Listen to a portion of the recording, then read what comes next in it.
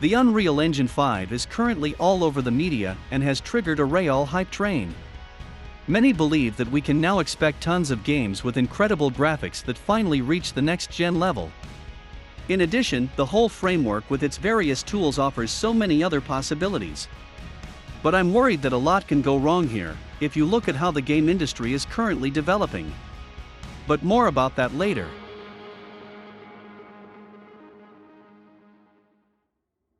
When Unreal was released for PC in 1998, it caused quite a sensation because of its graphical quality, matching the game which was developed together with digital extremes. The Unreal Engine showed large outdoor areas on the monitor, the illumination and light effects were great, and the textures looked much better than many other titles at that time. The engine was developed almost single-handedly by Tim Sweeney in 3.5 years, the Epic Megagames founder and current CEO of the company said in an interview. When I saw Wolfenstein for the first time, that was truly shocking. I'd never envisioned that you could do 3D in a computer game, I don't know why. In 1995, however, he finally started programming the engine and, as with his previous projects, he equipped this one with an editor.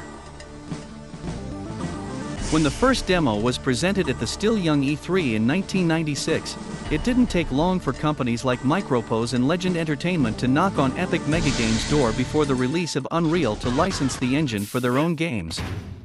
Even Bill Gates asked for a private demonstration of the engine in 1997.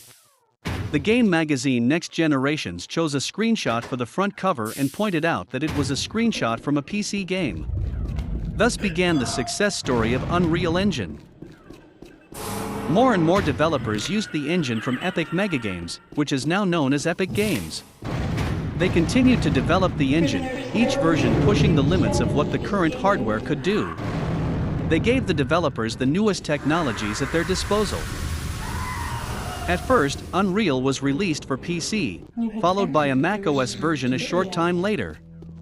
Today, the engine is available on all popular platforms, whether on PC, console, or smartphone. Even the development of VR titles, directly in VR, is possible. If all this is not enough, more and more TV and film studios use the engine for their productions. A prominent example is the series The Mandalorian on Disney+, where the 3D backgrounds were generated with the Unreal Engine and automatically aligned with the perspective of the film camera. Instead of using green screens, which then have to be laboriously removed and replaced by the background, they can now use giant displays and camera tracking to shoot the scene in real time. The Unreal Engine 4 was already much more than just a framework for the games industry, because of its many tools and deployment possibilities. Even if it already offered powerful tools, a lot of work and know-how was still needed to get the maximum out of it. It took a talented team to create the 3D models, design the textures, level designers to put everything together, and make sure that the maximum details were not exceeded so that everything ran smoothly on the various systems and the performance was right. Animators and studios to record motion captures, programmers to write the code for the many mechanics, and a lot of other people who were needed to put all the pieces of the puzzle together to make a functioning game. In addition to a talented team, they also needed a paid license of the Unreal Engine, which cost $19 per month, plus 5% royalty on sales, if they wanted to publish games. But 2015 followed a new license orientation. Since then anyone can use the Unreal Engine for free, up to a turnover of $1 million, only then the 5% revenue share is due. The marketplace was also expanded further and further, where there is some free, and some for sale content. You can choose from textures, objects, characters to entire plugins for physics, game mechanics and much more. A smart move by Epic, so the engine was not only interesting for companies, but everyone who wanted to publish a game or just wanted to look at it for fun, now had the opportunity. The community grew fast, tutorials on YouTube and on the internet increased. Another big move by Epic was to take over the company Quixel, which created complex high-resolution textures and models with the help of photogrammetry, which are already ready to use and optimized. For this one was still needed a subscription of $19 or $199 was still needed in order to be able to use a limited selection of the over 10,000 assets. Since Unreal Engine 4.24, these are now available for free, and with a few clicks in the editor. Thus, with a few clicks you can quickly build up a world of ready assets, which can be created quickly and visually so high quality with a little bit of skill, and there is also no need to hide it behind a AAA game because it also exceeds them for the most parts. A beautiful world alone isn't enough for a game, of course. What's still missing are characters, but Epic has the next hot iron in the fire with their meta-humans. Select a character, adjust it to your own requirements with a few controls, and you've got figures in a quality that only a few game studios have been able to create so far. This alone requires a handful of experienced developers and 3D artists. Character creation. Texturing. Creation of a low-poly version for the in-game version, which still needs a rig. A digital skeleton for animation. Meta-humans still have the most work to do on the animation, but there are also more and more ready-made templates, and there are already many tutorials on how to animate the face with the help of iPhones or the whole body with Kinect cameras. What used to be recorded in expensive motion capture studios can now be done at home with a little bit of fiddly work. So it has never been easier to develop a game. You can click on most of the components together for free without much effort, and if you stay under 1 million sales, you can even bag up yourself all the profits. But that's the point, it's not as easy as it seems. The most important thing is that everything fits together, that the mechanics work. It has to have a working concept, and the big titles today are so complex, hundreds of things have to be matched. There must also be a great optimization effort if you want to deliver a really perfect game, but nowadays no studio makes this effort. Especially in the indie scene, where small teams need the support of the community via Kickstarter, it could lead to even more black sheeps who only smell the quick money. Whereas teams with over 1,000 people fail because of the complex tasks that are in many games. 2042. Never before DICE had so much time to develop a new game. Even the single-player part was cancelled, and EA assigned more teams to the project.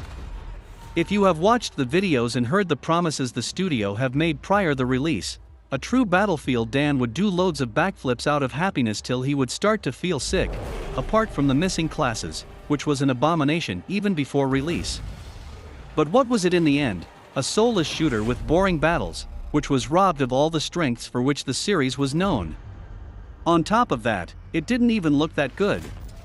Besides the typical Battlefield feeling, I associated the games with great graphics with the series, and especially since the Frostbite engine. In the end, the trailers were cut well and the screenshots were put in the best places. Another example is, how could it be otherwise, Cyberpunk 2077, which looked so spectacular in the E3 demonstrations, but unfortunately you can only get this look with the latest PC hardware. I thought, how should this work on consoles, and until the end, the image was kept up, that it would also look spectacular on consoles. What followed will probably remain in memory for many forever.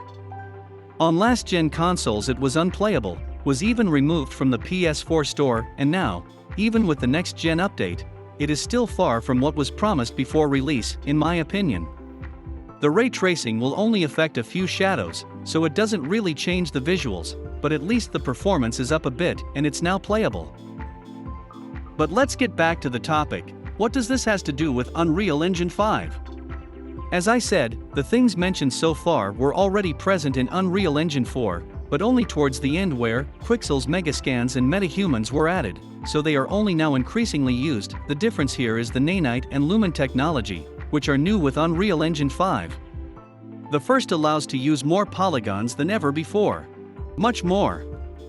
The second allows to use an efficient lighting model that comes close to the quality of hardware ray tracing, because this technology is available, but on next-gen consoles it simply is not powerful enough to be used to its full extent. Spectacular games can now be created, while in the meantime of developers won't need to put too much effort into their work, because the engine allows more room for flexibility. But what are the consequences? Epic may drop a lot of mouths open with their Unreal Engine demo on the PlayStation 5 from 2020, but the developers have also already reported a big disadvantage. The disk space needed for so many polygons and high-resolution textures is massive. Something the Xbox Series X doesn't have a lot of, and the Series S and PlayStation 5 even less. If the game studios don't take care here, we will soon not be able to install many games on our consoles, or will have to buy expensive storage upgrades. Optimization costs time and compression eats up performance. Since deadlines and releases cannot be met more and more often, I worry here already for cost and time reasons, that the red pencil is applied there first. No game comes without several gigabytes of day one patches anymore. Games like Call of Duty show how they fill up our system with inefficient management and their battle passes and expansions, the expensive SSD storage space with data trash. As breathtaking as the tech demos look, I'm worried that only graphic blenders will be produced from many pre-made elements which are missing soul and depth. With good-looking trailers and screenshots is then aimed at particularly many pre-orders, to then disappear as tonelessly as possible from the scene, the deepfakes of the games industry. The other negative example are the actually good games, which are so terribly optimized under time pressure that too many useless resources are wasted. Don't get me wrong, Unreal Engine 5 is going to be a game changer, and I'm starting to drool with joy at a lot of the videos. Great games will be released. Small teams with skills are now able to realize their visions more easily thanks to the tools and assets. But more than ever, I'll probably wait until a game is really released and there are first test and experience reports, because it has never been so easy to fool us with graphic blenders that only want to pull the money out of our pockets as cheaply as possible, or games that fall victim to the crunch and reduced optimization times as a result of the greed of the studio bosses. What is your opinion on the topic? Are my worries justified? Would you be willing to buy expensive memory upgrades to get the best visual quality? Would you be interested in more videos about the Unreal Engine? Let me know in the comments.